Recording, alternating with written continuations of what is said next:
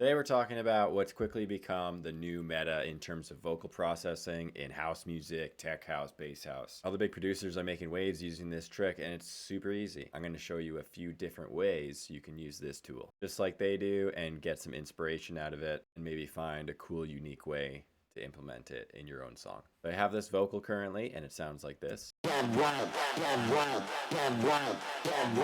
So you hear that metallic sound. The last one, it had an even different sound at the end of it. All I'm doing is adding this stock default plugin called Spectral Resonator. You'll be able to find it in audio effects, and then just going down to the bottom, it'll say Spectral Resonator. But without this audio effect rack, this is what this sounds like.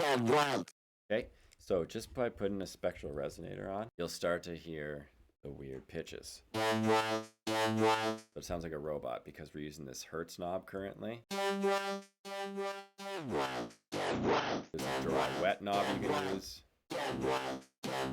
But what I found works best to make the cleanest possible vocal is doing something called parallel processing. So what you can do is you're basically stacking effects on top of each other without having it affect the dry signal. So the dry signal you'd consider to be just this vocal on its own, and then the wet signal is after you have effects on it. What we're going to do with the spectral resonator is you can right click or hit Control G. That'll throw it in a group. And you just want to open up this list here. This is the show hide chain list, and then create a new chain. And this is your dry chain. So if I turn this off, that's all you hear. It's just the regular dry chain. But once I turn this on, now we're going to have two competing sounds. Now you have that robot sound on top. But to make it proper for both your song or just in general, whatever projects you're working on, you could go by frequency number because every note does have a correlated frequency, but you could just change it to this note button here and now select the key you're in. So I'm in G. This is a G2. I want to go down one. And you can change the chorus effect. Makes it a little wider. Change in the decay. Granulator is a cool one. I haven't really dove into everything you can do with it, but it makes some cool noises.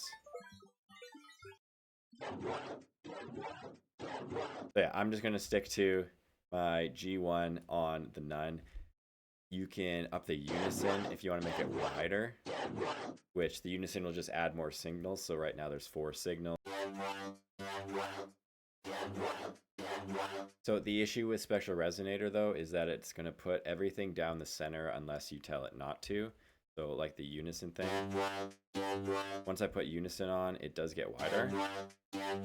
But if you want to have that effect on your own and be able to manipulate it a little cleaner, what you can do is grab a delay and then unsync, unlink, bring the feedback down to 0, and then set it about 10 and 20 milliseconds respectively on the left and right, 100% wet. The Haas delay sends one signal left, one signal right, just shortly after, depending on how many milliseconds you set. Now if you look at this, this is very wide. And if we put this after the group and play them together now,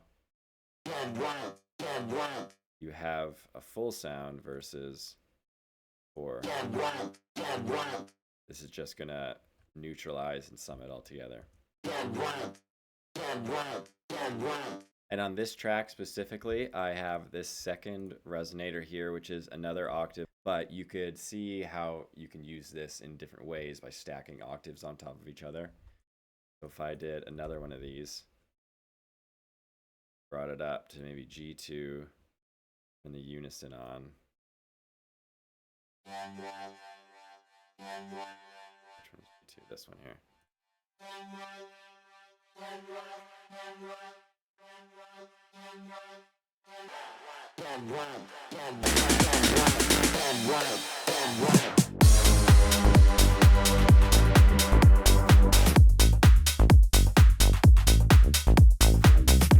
So that's basically Spectral Resonator in a nutshell. I know this is a quick video, but I thought it was super simple and something that you could use in your songs to make them cooler. So go make cool songs.